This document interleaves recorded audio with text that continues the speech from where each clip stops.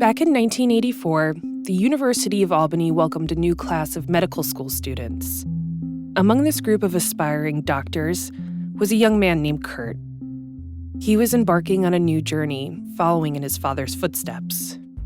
My dad was an OBGYN. My dad was very much into including me into his work as he wanted me and my brother to go into medicine, which worked. That September, Kurt settled into the med school routine.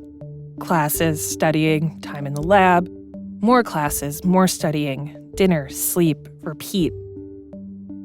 A few weeks into his first semester, Kurt went down to the basement of the medical college to check his mail. Kurt opened this tiny, dark box and found a letter waiting for him. I think it said, "Dear medical student," I don't remember, but it was like a serious letter to every male student in the medical school class. The letter was from Kurt's OBGYN program. It laid out a proposition to students. It explained, "This is our program. This is what we're trying to achieve. We're helping people who can't conceive normally, blah, blah, blah. We're always looking for qualified candidates for sperm donors." To me, the impression I got was this was like almost a personal letter from the head of the program to a fellow doctor-to-be, sort of almost like peer-to-peer. You know, I'm just starting med school, so this is the first thing you get where you sort of feel like you're in the medical community, and you're like, yes, I'm in the club. The proposition appealed to Kurt. He'd be helping fellow doctors, infertile couples. Oh, and he'd get paid to do it. Donors in the program were paid $25 per sperm sample. When you have no income, $25 does sound like a nice little perk. Plus, it was all going to be anonymous.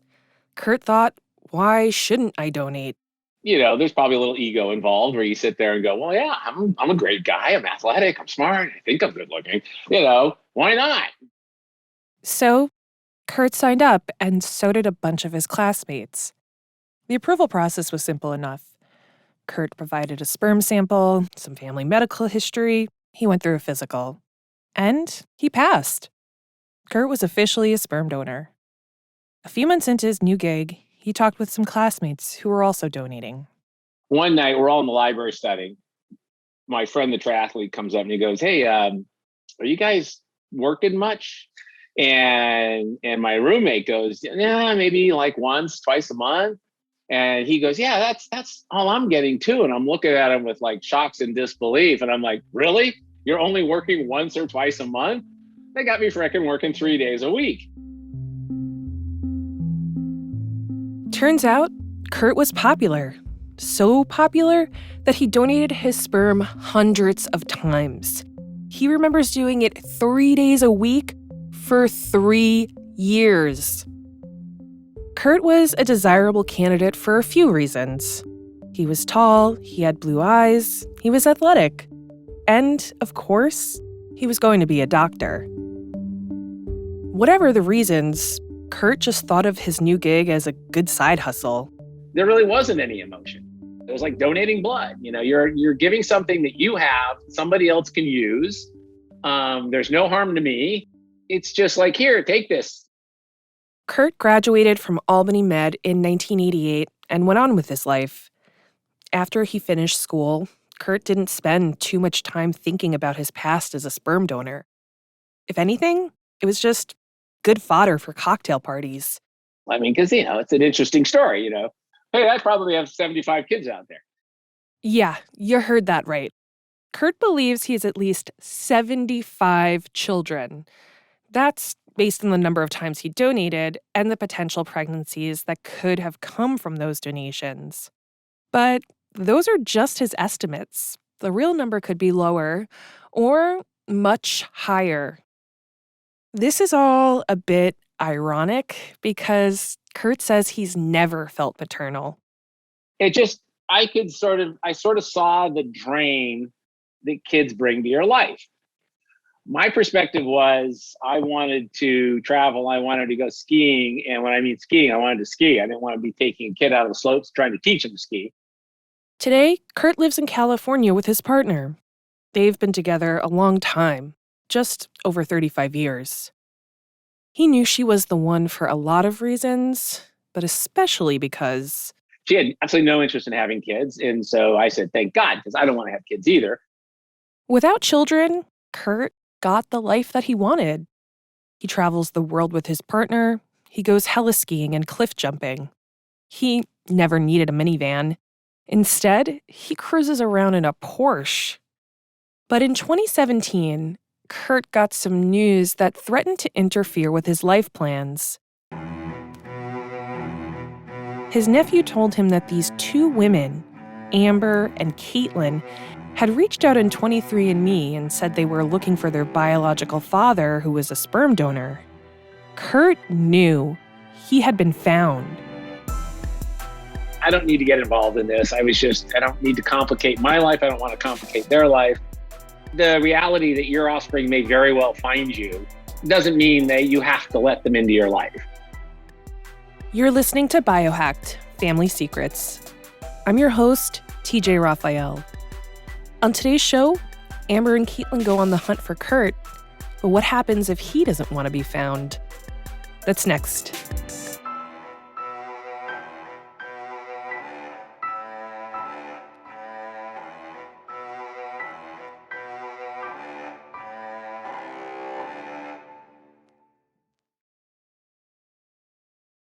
After connecting on 23andMe, Amber and Caitlin joined forces to find their biological father. At first, they didn't have much information to work with.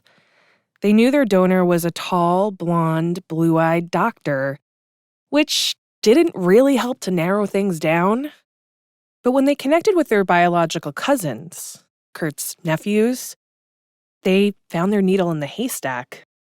Now they had his name, his photo. They knew what state he lived in and where he worked. For Caitlin, who had known she was donor conceived for 17 years, that was resolution enough.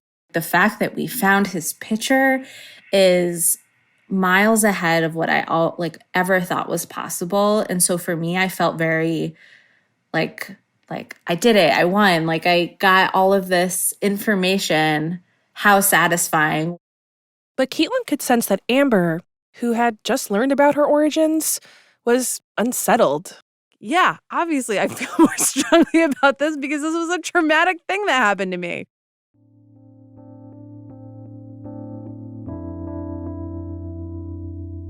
Amber was determined to find Kurt. She thought it might help her make sense of everything. But she wasn't sure of the best way to reach out. There's no playbook for contacting a stranger and saying, "Hey, you're my biological father. Want to chat?" So Amber joined a Facebook community for donor-conceived people in search of answers and guidance. This group is called We Are Donor Conceived. We all give each other tips and tricks because, there are a shocking number of people I discovered that are going through exactly what I've been through or worse. Amber asked the group what she and Caitlin should do about Kurt. A lot of members suggested a tactical strategy. They said, if you're contacting a biological parent for the first time, you should send a letter, but be mindful of what you write in the letter. Don't come off too thirsty. Put yourself in the donor's shoes. They might be freaked out to hear from you, especially if their donation was anonymous. So Caitlin and I wrote a letter that basically just said, look, we're not looking for anything. We're not looking for money. And, we'd love to know more about you, but, no pressure. We included our photos and we sent it to him certified mail. Just to make sure that he got it so that there was if he didn't respond, we wouldn't wonder, did it get lost in the mail? We would know for sure it was a choice. Even though Amber and Caitlin wanted to get to know Kurt, they didn't focus on that in the letter.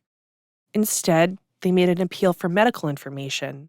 I realized that I'd been filling out my medical history wrong my entire life. I had no idea, what was in store for me in that sense. Every time I've gone to the doctor, I filled out what I know about my family's medical history. From my mom, my dad, my grandparents. You've probably done it too. But for her entire life, Amber had been filling out this information based on her dad's family history, not Kurt's. And then as I, found donor-conceived communities online and support groups. I started hearing all these horror stories of people who had inherited medical conditions from their donors that they didn't know that they had. When Kurt was in his 20s, he was healthy. If he was hit with cancer or heart disease or something else in his 30s or 40s, or if his parents were diagnosed with a terminal condition, Amber and Caitlin and their parents would have never been told. That's because U.S. law doesn't require that donors share updated health information, ever. And so that started to really scare me in terms of, do I have some kind of gene for cancer that is kind of slowly growing inside me that, would normally be flagged, but hasn't been because I just don't have this information. Amber and Caitlin were hoping that Kurt, a doctor, would understand their appeal.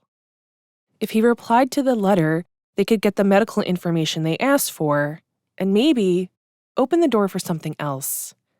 A chance to connect with him and possibly even establish a real relationship. Amber and Caitlin waited for a response. And waited. And waited. So we kind of thought it was just dead in the water. Summer changed to autumn, and there was nothing from Kurt. Amber had almost given up hope. But then I woke up to a text from Caitlin that just said, "Oh my God, the email." And I was just like, what? And she's like, "He emailed us." a letter, this time to Caitlin and Amber. That's next, after the break.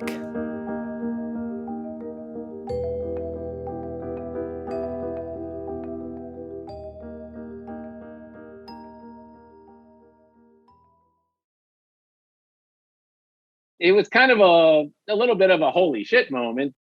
Back in the summer of 2017, when Kurt heard from his nephews that these two strangers, Amber and Caitlin, had reached out looking for their sperm donor, he was surprised, but he wasn't shocked. He had donated his sperm hundreds of times. Statistically, he knew he must have a lot of biological kids out there. I probably subconsciously realized that these doors were opening because you've read articles about people doing this in the news, and you know that you're one of these people that were a major donor. And so you have to think, well, this could happen to me. Kurt thought he was safe because he hadn't done an at-home DNA kit. But he didn't warn the rest of his family not to do kits from 23andMe and Ancestry.com. His day had come. I was like, I still have the option of not getting involved in this, so I had a firewall. Kurt's right. He signed up to be an anonymous sperm donor, and that anonymity was placed in a contract that Amber and Caitlin's families also signed. Plus, Kurt never wanted kids. He didn't want to be a parent. And even though Amber and Caitlin were interested in talking with him, he didn't feel like there was anything significant about their biological connection. I'm not your father. Your father's the guy that teaches you to ride a bike. He's the guy that picks you up when you fall. He's the guy that, is there all of your life growing up, helping you with this, that, and the other thing. I was just some DNA. Kurt decided to stay silent. His nephews blocked Amber and Caitlin on Facebook, and Kurt figured that was the end of it. I didn't know if they were going to be able to figure out who I was or where I was. I figured there's no way they would actually find me. Little did I understand Amber's abilities. 2 months after his nephews blocked Caitlin and Amber, Kurt received a certified letter in the mail. I found it interesting and maybe a little bit grating. The letter was couched in that the only reason they wanted to contact me, or the primary reason for trying to contact me, was Amber wanted to know her family medical history. But I could tell from the letter there was a lot more interest in meeting me other than just, what's my family history?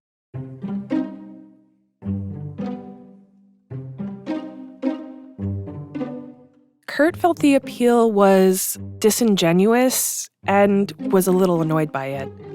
He had been screened by the clinic. He was a healthy guy. Why were they so curious about his medical history? And it wasn't just that. He could sense that Amber and Caitlin may have wanted to connect with him, to know him.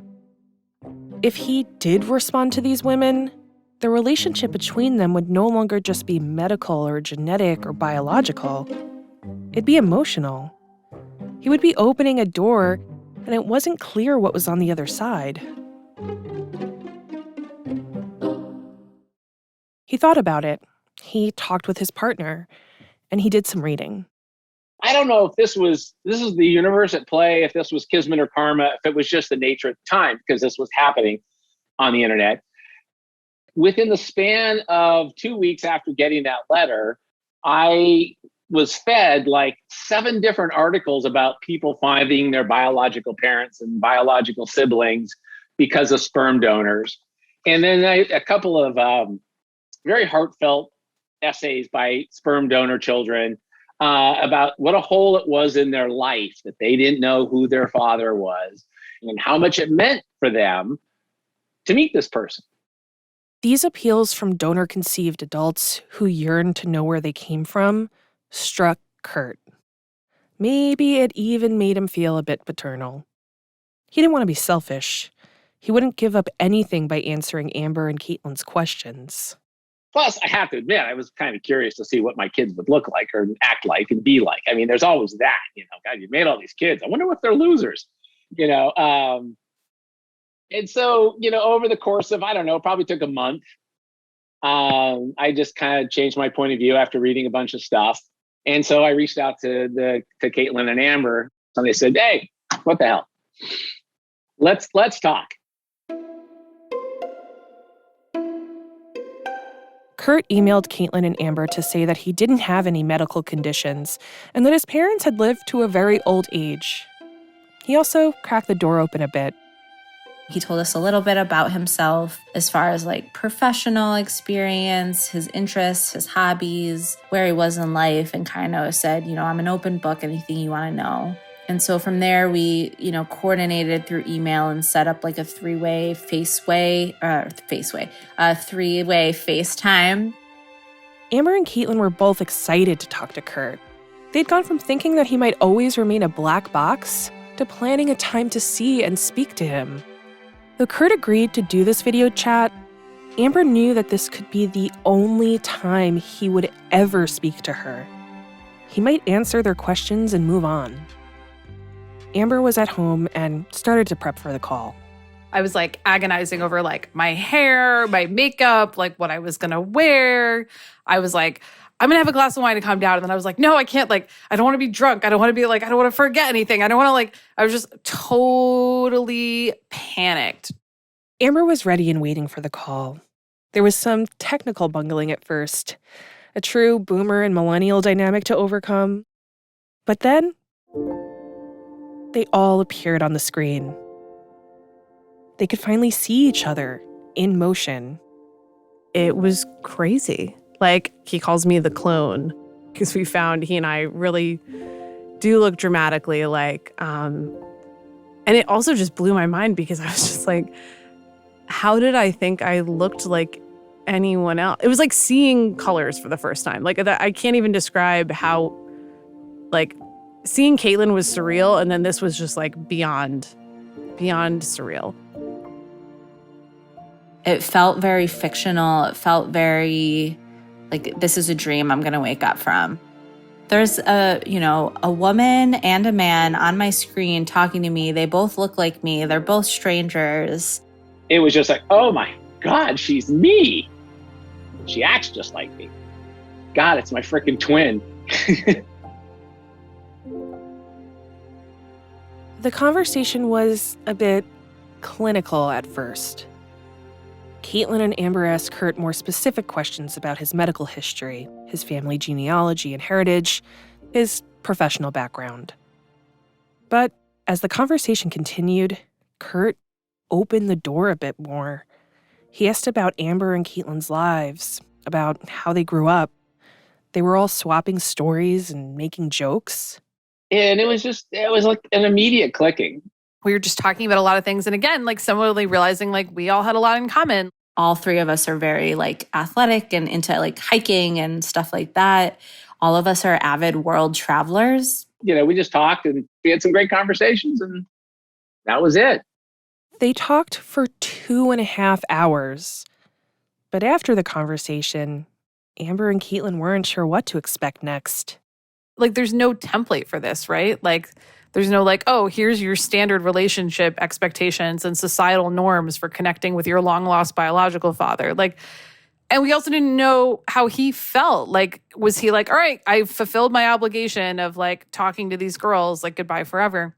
That uncertainty clung all over Amber and Caitlin. For them, it was kind of like managing a new relationship. They didn't want to seem too clingy, too invested, or they might get ghosted. Oh, this is weird, because the clinical just became real. Now there's a real life person involved here. Kurt cracked the door open, but is he really ready to walk through? That's next. Stay with us.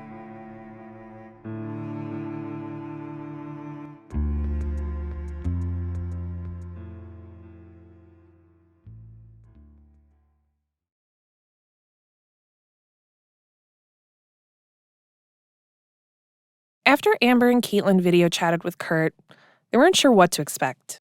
Was that it? Was that the one chance they'd get to talk to their biological father? Kurt spent some time thinking about the interaction too, and came to a realization. He was interested in actually getting to know Caitlin and Amber. For real. You are curious about what your kids are like. You always have been. This has been a thought in the back of your brain for 30 years. So when the opportunity presented itself to meet his donor offspring, Kurt swung the door wide open. Caitlin lives in Chicago, and a few weeks after that first group FaceTime, Kurt had reached out to say, "Hey, I'm coming to Chicago this weekend. Let's grab dinner." And I told Amber, and she's like, "Oh my God, can I come to Chicago too?" And Caitlin said, absolutely. I mean, no hesitation. And she goes, Amber and I haven't actually met in person.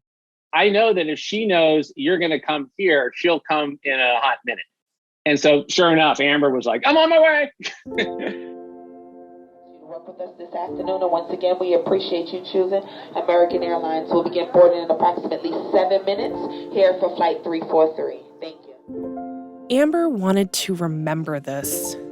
So she recorded some of her thoughts as she prepared to board her flight to Chicago to meet Caitlin and Kurt for the first time. I can't really believe this is happening, and it feels really surreal. Like I'm just kind of playing this thing out, and it's someone else's situation or someone else's life. But I feel like seeing them will make it feel real.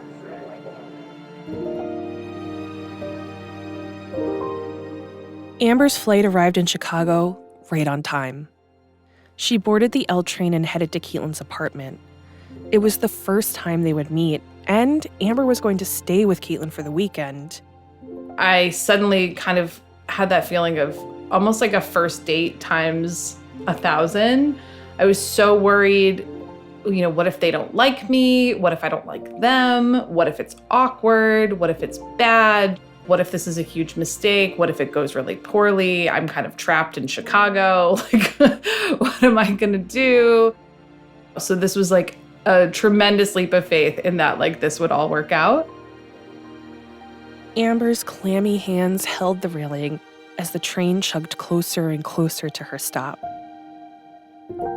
And then, like, the second that, I got off the train, she just gave me this huge hug. And, like, we were just like, like, I can't believe this is happening. And she was just like, I can't believe you're here. And it was just like, it just immediately just, like, felt good. Amber and Caitlin had some time to kill before meeting Kurt for dinner, so they went to Caitlin's apartment to get ready and began scrutinizing every detail.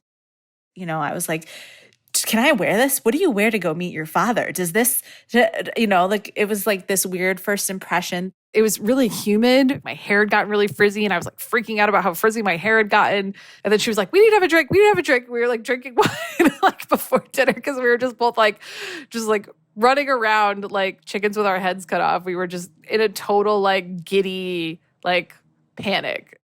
Caitlin and Amber headed over to the restaurant, but Kurt wasn't there yet. He sent us, you can like send people to track your Uber. So we're like watching his Uber on the phone get closer and closer, like minute by minute updates, just like in anticipation. Literally just 20 minutes of like, oh my God, it's coming, it's coming. They had been waiting for Kurt. Caitlin for years, Amber for months, and then together for 20 excruciating minutes. Finally, the door to the restaurant opened and this man walked through. Tall, light hair, blue eyes. He was wearing a leather jacket and jeans. It was Kurt. He just walked up to us and was like, hey, how's it going? Just like put his arms out and was like, hi, and gave us big hugs. I mean, we're laughing and joking. And it was funny because like halfway through the dinner at one point, Caitlin goes, if I close my eyes, I can't tell which one of you two is laughing. We all just kept looking at each other. Like, I just remember like looking at Kurt and looking at Caitlin and then looking back at Kurt again. And I just like couldn't stop looking at them. Like I was completely transfixed. They all hit it off immediately. We shared so many bottles of wine. We ordered some drinks and then we all kind of just like got into a flow. Like we just started talking and we never stopped. It didn't feel awkward at all. He was just so nice. And we had dinner for like 3 hours or something. We just enjoyed each other's company to the point where finally they said, you need to leave, the restaurant's closing. And then we went to a wine bar and we were literally out until 3 a.m. We just could not stop talking to each other. We just talked and talked and talked and talked. The entire experience? That was explosive. It was just to meet them in person and interact with them in a weird way. It's like I'd known them all their lives. I mean, it's like we became instant, like best friends. And then, we were just laughing like old friends. It was just really fun. There was just this automatic easiness. I felt like I had known both of them my entire life. At the end of the night, Kurt went back to his hotel, and Amber and Caitlin hopped in a cab, a bit high on the experience. I just remember we're like very drunk in a cab, just like screaming. And we're like telling the cab driver, she was just like, this is my sister. And I didn't even know she existed. And we just met our dad. Yeah, I was raised as an only child, so like take a lot of acid, and that's been my night tonight. But it went really well. It went really well. He's a cool guy. Well, that's fine. Then that's all I could ask for. Kurt, Caitlin, and Amber are really happy they got together. And the meeting took Kurt by surprise, too. I don't view them, I don't think of them as my kids, though. I have to say there's probably been times where I'm proud of them, but that's kind of a weird sensation for me because, I've never had anybody to be proud of, so to speak. With these two, they're this weird place between being a niece or nephew and being a really good friend. Amber, Caitlin, and Kurt still stay in touch through occasional phone calls and some emails. They've met in person a few more times, and it's been fun. Amber and Caitlin don't view him as a parent or a father, though. More like a cool uncle. When Amber finally told her mom and dad she had met up with Kurt and Caitlin in Chicago, her parents didn't want to discuss it much. My mom didn't want to deal with it, and she didn't want to talk about that, and she made that pretty clear. Whereas my dad, I think, was trying to be a little bit more supportive and would ask me, about what was going on or had I found more siblings. Amber's mom and dad declined to speak with me, so I can't ask them how they feel about everything. But one could imagine this was a lot for them to process, too. And there could be a few reasons for why they don't want to talk about this all so publicly. Amber's mom and dad are boomers, and keeping family business private is something a lot of people their age were taught. It could be that they never dealt with the trauma of their own infertility, and discussing it is painful, even with Amber. It could be that they were told by doctors to keep this secret, and that idea has shaped their lives for decades. It could be that they just don't feel like discussing it. But for Amber, being open about all of this has been key. She says it's part of how she's made sense of these revelations. It's still not easy. I don't think it'll be ever something I fully am cool with. Every time a new half sibling pops up, I'm like, LOL, this is just a totally insane thing. And this is just going to keep happening for who knows how long. I'm not pretending this didn't happen. I don't have that luxury. In the last few years, genetic tests have led 8 more half siblings to Caitlin and Amber. 3 of them are like Caitlin and knew they came from a sperm donor. But 5 of them are like Amber and had no idea. As the first 2 of a growing brood, Amber and Caitlin make themselves available to answer questions. They've started a group chat, and this year, I finally completed my onboarding packet, as I am calling it. This onboarding packet is a slideshow presentation that has a lot of information, including Kurt's bio, some photos of him, details about his family medical history, his heritage, and relatives. There's also info on all of the known half-siblings, complete with bios and photos. It's a way to say, welcome to the family? And a way to streamline things as more and more people pop up on 23andMe. It's kind of just the download. Here's everything we know. And then if there's more questions, we can take it from there. But it really just saves everyone a lot of time and energy. And, at this scale, if we're going to have to do this 70 or 100 times, I figured that was more efficient. But again, it feels completely dystopian to do this. It's completely wild that no one thought, maybe somebody shouldn't have 100 siblings. It's impossible to manage, and it's impossible. How do you manage relationships with 70 people? Even though she found a bit of closure connecting with Kurt and Caitlin, Amber's become angry. Angry that she is re-traumatized as she discovers more and more half-siblings. Angry that she keeps meeting other donor-conceived people who are going through the same thing.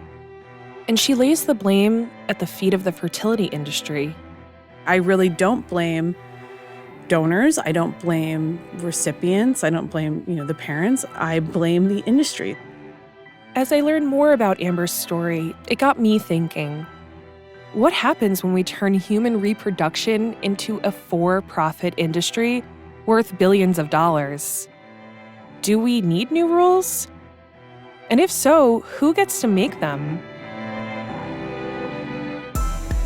Finding out the donor's family had such serious symptoms made me fucking angry. It was really shocking because she was only 28 at the time, a very healthy person. Yeah, I couldn't believe her prognosis was really, really bad. If your daughter had died as a result of egg donation, maybe you'd feel a little differently about it. They screwed up and gave life to somebody with a disease that they basically built in. The decision you made to track me down, like the Golden State Killer, will affect me for the rest of my life. All season long, we'll dive into the baby business and discover what happens after the happy family reunion.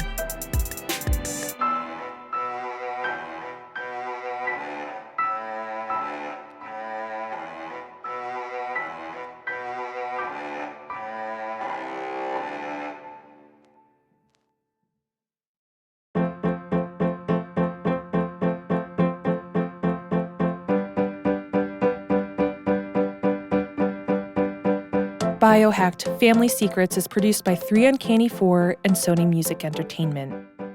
I'm your host, TJ Raphael. Our program is edited by Maureen McMurray. Our producers are Nick Mott, Krista Ripple, Shane McKeon, and Jennifer Siegel. Jenny Kim is our production manager, and Alicia Baitup composed the theme. Our fact-checkers are Will Tavlin and Ava Ahmed-Behi. This episode was mixed by Joanna Catcher at Nice Manners. Special thanks to Laura Mayer, Nuna Sharafuddin, Amy Eason, Jennifer Womack, and Allison Sherry. Have a question or comment about this week's show? Send me a tweet at TJ Raphael or email us at biohacked@3uncanny4.com. For 3 Uncanny 4 and Sony Music Entertainment, I'm TJ Raphael.